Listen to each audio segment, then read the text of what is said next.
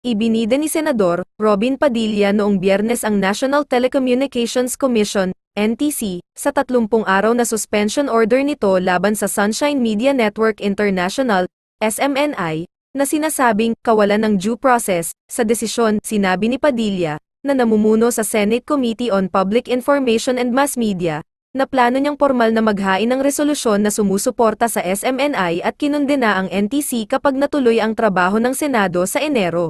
Bago natin ituloy ang video na ito, kung bago ka lang sa aking YouTube channel baka pwede makahingi ng like at subscribe at click mo na rin ang notification bell para updated ka sa aking nilalabas na bagong video. Salamat po.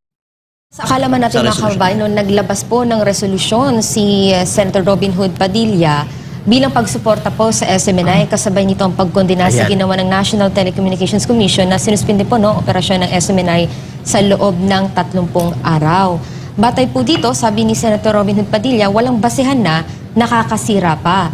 Ito ang paglalarawan ng senador sa ginawa ng NTC at naghain na ito'y inahain nitong Lunes, itong Senate Resolution 895. Sige, basta maka one page na naman ito, Ms. Yes, so let's sabi try, dito, the baseless issuance of a 30-day suspension order is a transgression of SMNI's right to due process, which will result in serious and irreparable damage to it and its employees, no less. Claro. Iginit pa ni Senator Padilla na malaki ang papel ng SMNI sa pagtulong sa anti-terrorism campaign ng pamahalaan. Exactly. Sa pamamagitan ng palatuntunan na layuning turuan ng publiko laban sa communist propaganda and recruitment strategies. I think tinutukoy dito ng Senador ang Laban Kasamang Bayan. Thank you, Senator Dagdag pa Robin. niya, nakatanggap na ang network ng mga gantimpala at pagkilala. Ani ng Senador na tagapangulo ng Senate Committee on Public Information and Mass Media, ang suspension order ng NTC ay kasunod ng pagdinig ng Kamara sa di umano'y fake news peddling ng SMNI. Ngunit ipinunto niya na hindi sinaad ng show cause and suspension order ng NTC kung bakit kailangan suspindihin ng SMNI o kung bakit kailangan ng suspension para mapigilan ang serious and irreparable damage or inconvenience sa publiko. Dagdag pa ng Senador, ipinunto ni Justice Marvic Leones sa kanyang separate concurring opinion sa kaso ng ABS-CBN against NTC noong 2020 na ang due process ay tinitiyak ng saligang batas and it extends to administrative proceedings. Anya, ang Korte Suprema naman ay naglabas ng ruling noong December 2008 na bagamat hindi gaanong maghigpit ang procedural rules sa administrative proceedings, ang administrative proceedings ay hindi exempted sa basic and fundamental procedural principles such as the right to due process in investigations and hearings. Dahil dito, ang resolusyon ng Senador ay naglalayong magpahayag ng suporta sa SMNI at yun, kinukundi na po ang NTC dahil nga sa isinagawa pong suspension order po laban sa network. In behalf of Laban Kasamang Bayan, and in behalf of our SMNI family, taus-puso po kami nagpapasalamat at tumahanga sa katatagan at kalinawan ng pahayag na inilabas po ni Senator Robin Padilla. 3 punto po ang kanyang ibinahagi kaagad. Hindi pwedeng labagin ang karapatan sa tamang proseso ng batas. Equal protection ng batas. Pangalawa, ipinunto rin po ni Senator Robin Padilla na kung ano man po ang reklamo sa SMNI, hindi po ito dapat sumasaklaw doon sa kalayaan na magarantiyahan po ang tamang paglilingkod sa impormasyon.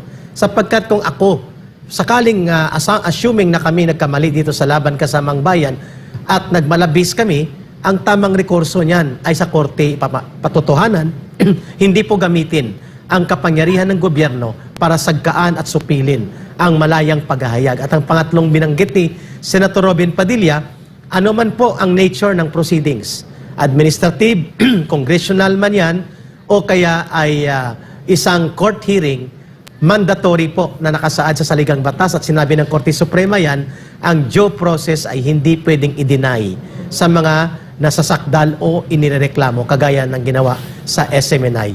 Salamat po, Senator Robin Padilla, sa pag-point out niyan, which obviously, ganun nga po ang nangyari sa ginawa ng National Telecommunications Commission, parang naging extension arm siya ng abusadong resolusyon ng Kongreso sa House of Representatives at ginamit siya na parang hatchet instrument, pangputol at pang-atake sa malayang kalayaan sa pagpapahayag at pagsasalita, lalo na po na ginamit niya ang weight ng kanyang quasi-judicial power to suppress on the due process and equal protection of the law against sa SMNI at sa taong bayan na pinaglilingkuran nito. You know what, I think more than anything, it's not just an SMNI issue.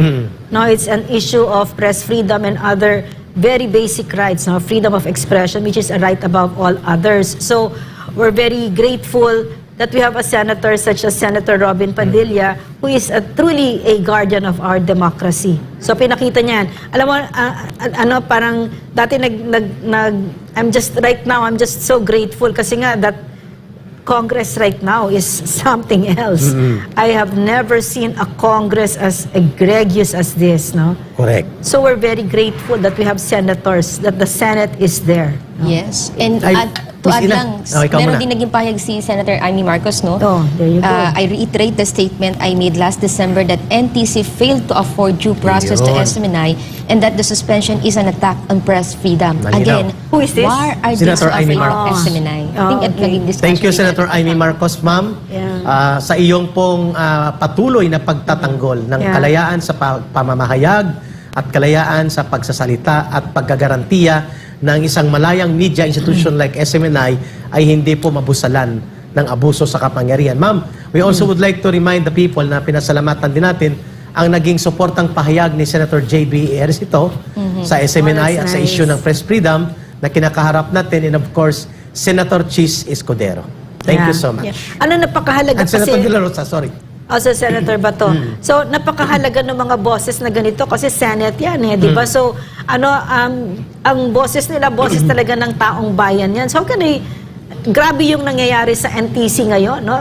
It's really shameless, no? Talagang yung pagtanggal ng ating mga karapatan dito. So, it's napakahalaga na yung Senate natin ay nagsasalita ng ganyan kasi napakaliwanag na at talagang lumalakas ang demokrasya natin kaysa pag tumahimik sila. Nakakatakot pag tumahimik sila. So, napakaganda na napakaraming senators natin ngayon ang nagsasalita. Correct. Lalo na meron kayong ganyang kongreso. At habang inaantay natin, Ma'am Lorraine, Miss Ina, and Brother Franco, mga kababayan, ang ating magiging kapanayam mula sa sangay o kagawaran ng Departamento sa Edukasyon, ay nagpapasalamat din tayo sa maagang pagposisyon at pagkondina o pagtatakwil ni Senator Amy Marcos at Yeah. Senator Jinggoy Estrada sa maanomalia at iskandalusong Senator Jinggoy and Senator JV also?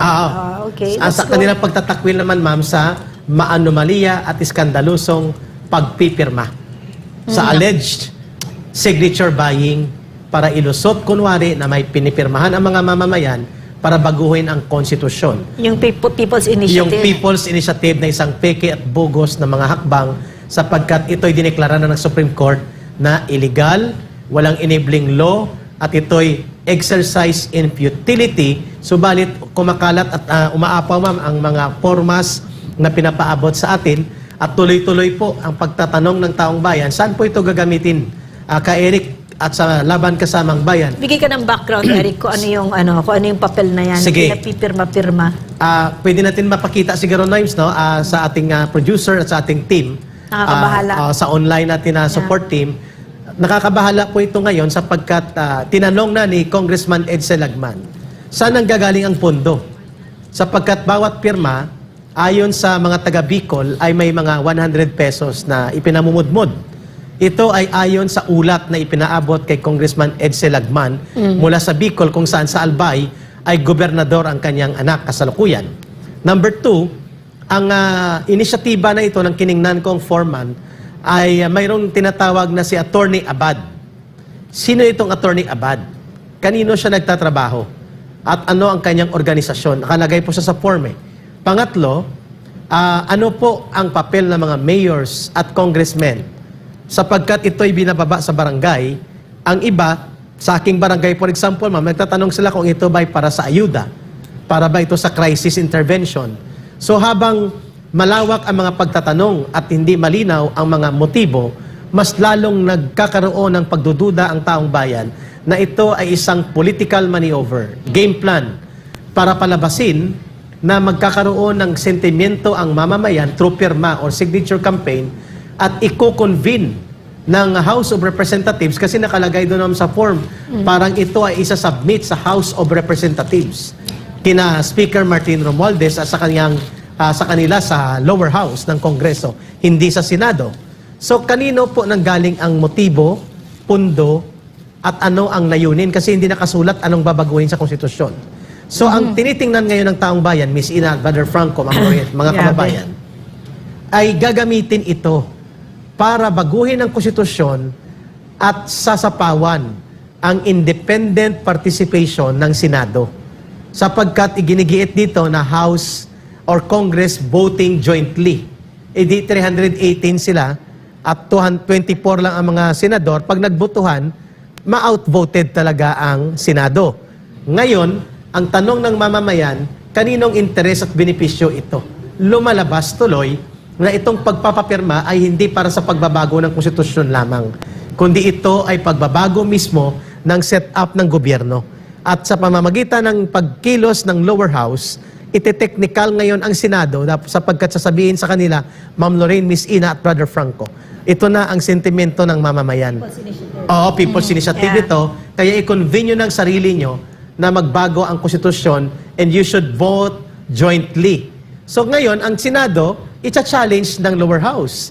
Papayag ba dito mga senador? Nagsalita na po si Senator Amy Marcos at si Senator Jinggoy Estrada, and we know na malamang ito rin ang magiging pagtatanong ngayon ni Senator Robin Hood Padilla, Ma'am Lorraine, sapagkat hindi sincero at totoo ang layunin na para sa kabutihan ng mamamayan at pagsusulong ng kabutihan ng ating pamahalaan, kung hindi mga personal vested interest ng mga politiko na gusto ikutan ang ating saligang batas upang magkonsolida ng poder sa kanilang kamay.